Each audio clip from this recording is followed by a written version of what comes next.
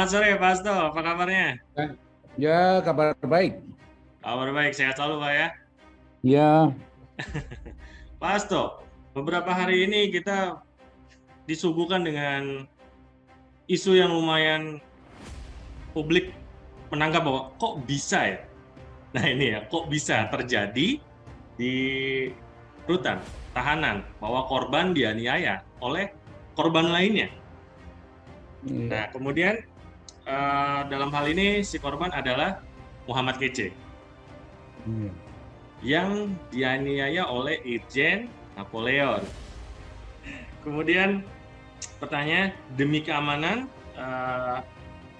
apakah Muhammad Kece akan diselamatkan juga atau dipindahkan dari tempatnya sekarang? Ya, kalau misalnya yang bersangkutan merasa tidak aman, merasa tidak nyaman, merasa terancam, bisa meminta permohonan perlindungan ke LPSK, Mas. Sebagai Oke. seorang korban ya. Ya. Tapi sampai sekarang rupanya belum ada. Oh, belum ada. Beliau belum ada laporan ke LPSK, Pak ya.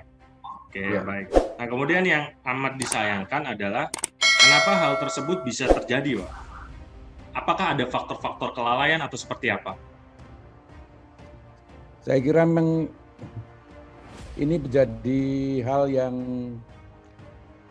sering terjadi ya dalam rumah-rumah tahanan, lapas maupun rumah-rumah detensi imigrasi.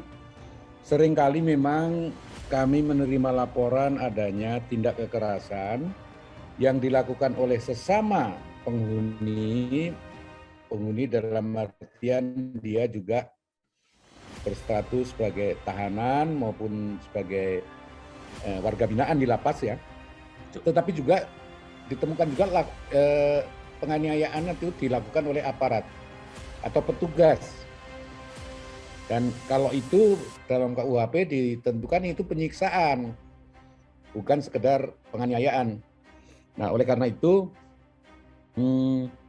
menurut saya memang ini yang paling bertanggung jawab adalah institusi yang menyelenggarakan rumah tahanan ini. Karena ini seringkali terjadi. Bahkan ada tahanan yang kemudian meninggal dunia. Ada yang karena penyiksaan, ada yang karena bunuh diri, dan sebagainya. Nah, tentu ini harus diantisipasi secara lebih baik oleh pengelola rumah tahanan maupun lapas, supaya hal tersebut tidak terjadi. Kemudian juga yang amat disayangkan adalah korban, dalam hal ini Muhammad Kece, kabarnya juga, mohon maaf, itu beliau dilumuri oleh kotoran. Nah, dalam hal ini apakah ini tidak menyalahi juga hak dari Muhammad Kece untuk bisa dilindungi di dalam sana? Ya, jadi begini Mas, orang yang ada di dalam rumah tahanan maupun di lapas maupun di rumah detensi, itu mestinya dia hanya kehilangan kemerdekaan saja sebagai seorang terduga atau tersangka atau terpidana. Tetapi kalaupun seseorang ditempatkan di tempat-tempat tersebut, mestinya dia tidak kehilangan hak selain kemerdekaannya, kebebasannya. Hak-hak yang lain sebagai manusia harus dipenuhi. Hak atas makanan yang layak, hak atas kesehatan, hak atas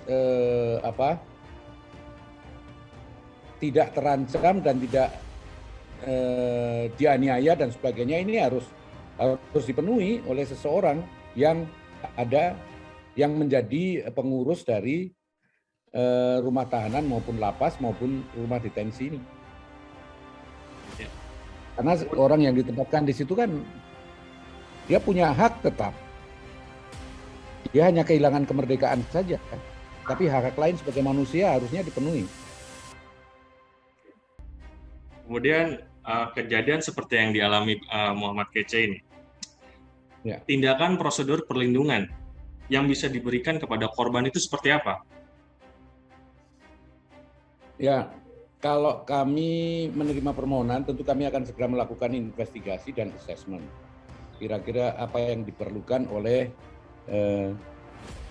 orang yang mengajukan permohonan. Nah, LPSK itu perlindungannya adalah bersifat voluntary, sukarela. Orang harus sukarela menjadi terlindung LPSK baru bisa diberikan perlindungan oleh LPSK. Meskipun LPSK juga bisa melakukan upaya proaktif. Tanpa orang mengajukan permohonan, kita bisa juga secara proaktif mendatangi yang bersangkutan menawarkan perlindungan. Nah, kami belum tahu apakah LPSK nanti akan secara proaktif atau menunggu permohonan. Yang jelas bahwa korban ini sebagai korban berhak untuk mendapatkan perlindungan. Nah, upaya yang kami akan lakukan nanti setelah melakukan investigasi dan assessment, kira-kira perlindungan seperti apa, dan kita akan berkoordinasi dengan Bareskrim sebagai pengelola rumah tahanan itu, apakah yang bersangkutan perlu dipindahkan ke rumah tahanan lain, atau apakah perlu ada pengawasan yang khusus supaya tidak terulang lagi. Jadi seperti itu, Mas, kira-kira. Oke, baik. Terkait dengan adanya pengawasan khusus agar kejadian tersebut mudah-mudahan tidak terulangi kembali, langkah apa sih yang memang langkah konkret LPSK bisa lakukan? Ya, itu tadi kalau LPSK berupaya proaktif, kita akan segera mendatangi. Cuma sekarang ini tenaga kami sedang disibukkan oleh pengurusan kompensasi untuk korban terorisme masa lalu yang segera harus kita bayarkan pada akhir tahun, dan itu orangnya ratusan. Kita harus melakukan assessment itu. Tetapi kalau misalnya yang bersangkutan atau keluarganya mengajukan permohonan ke LPSK, kita akan terbuka untuk melakukan tindakan lebih lanjut, melakukan investigasi dan assessment, dan kemudian kita berikan perlindungan sebagaimana dibutuhkan oleh yang bersangkutan. Ya. Kemudian harapan ke depan nih Pak, sebagai lembaga yang ikut turut juga melindungi para saksi dan korban, ke depannya seperti apa Pak?